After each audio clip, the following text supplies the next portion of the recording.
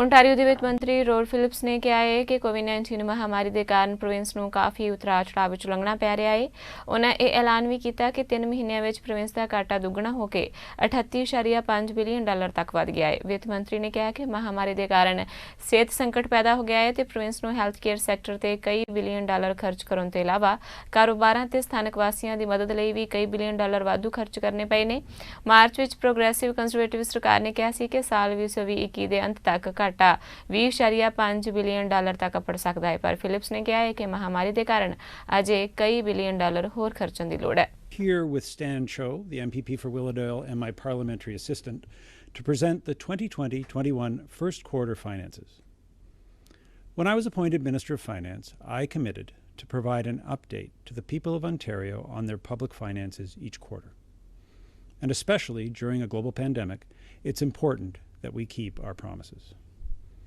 That is why Ontario, unique among governments in Canada, presented a one-year economic and fiscal update on March 25th, just days after the province had entered a state of emergency and weeks after the World Health Organization declared a global pandemic. In introducing Ontario's action plan responding to COVID-19, our government had three goals. First, to provide immediate resources and relief for healthcare, families, workers, and businesses. Second, to create a fiscal plan that was flexible, that would allow us to react quickly to an unprecedented crisis unfolding at an unprecedented pace, and that worked in partnership with federal and municipal governments. And third, to provide the people of Ontario an honest assessment of their public finances based on the best numbers available at the time. The plan included $3.3 billion in additional resources for healthcare, $3.7 billion to support people, jobs, and measures to provide relief to seniors, parents, students, and workers, and $10 billion made available to improve cash flows for people and businesses through tax and other deferrals. Taken together, these first steps outlined in Ontario's action plan responding to COVID-19 made available $17 billion to support the health of people and businesses in Ontario. Since we announced that initial $17 billion response, a lot has changed, and it's time today for another update. Today, I can report that under Premier Ford's leadership, our government is making available $30 billion in response to the COVID-19 pandemic.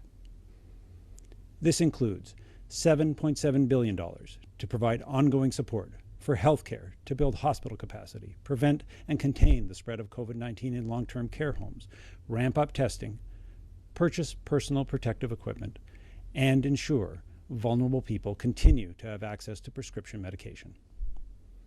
It also includes $11 billion to support people and jobs by providing a temporary pay increase to more than 375,000 eligible frontline workers, funding to help municipal partners and transit agencies deliver critical services, and relief for residential, farm, industrial, and commercial electricity consumers.